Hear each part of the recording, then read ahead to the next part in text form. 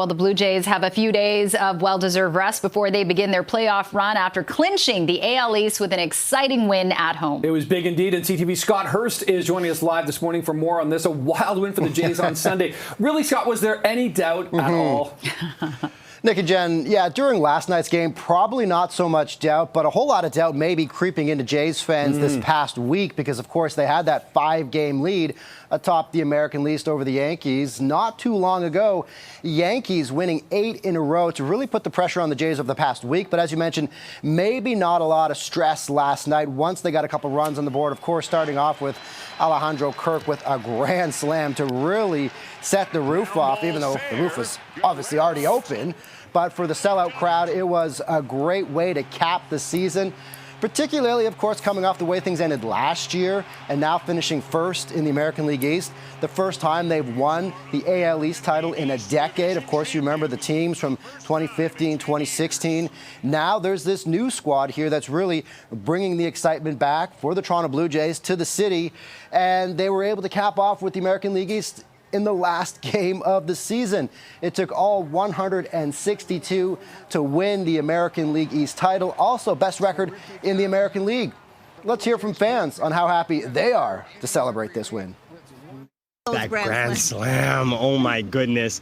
It was, oh my God, words can't, I can't even put it into words how exciting it was. It was almost like a superhero movie when it felt like, you know, Superman's back is against the wall and then he comes in with a super punch and shakes the world. Like, that's what it felt like. It felt like everybody went crazy and the whole entire dome shook. And it was like, yeah, we're all in this together. I even feel like some of the fans for the other team, they were like, yeah, that was pretty cool. I can't say it any better than that guy just put it. I love the reference to this team being superheroes. Now, to clear things up, if you look at the standings, the Jays and the Yankees have the exact same record, but the Jays won the tiebreaker because they won more of the head-to-head matchup. So that is how they clinched the American League East title for the first time in a decade, guys. Okay, yeah, and as Vladdy Jr. said yesterday, you know, they still got a lot of work to do. It's not over yet until they win the World Series. But what is next for the Jays in their quest for that coveted title, something that we didn't see until since 1993, because they're going to face either Boston Red Sox or the Yankees coming up next. Yeah, well, first thing to keep your eye out for, particularly if you're downtown, to see if George Springer actually still has his shirt off and will be riding that police horse along Bremner near the Dome. Keep an eye out for that. Maybe it won't happen.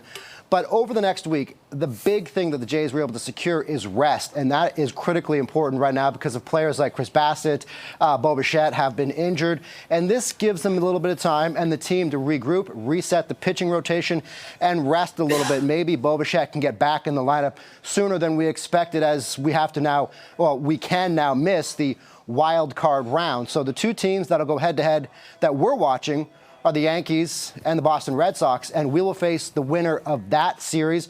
And the next game for the Blue Jays is coming up this Saturday. So a little bit of time for fans to recover, a little bit of time for the players to recover from those champagne showers as well, and a little bit of time for people like Bo Bichette to rest, recover, and get back in the lineup.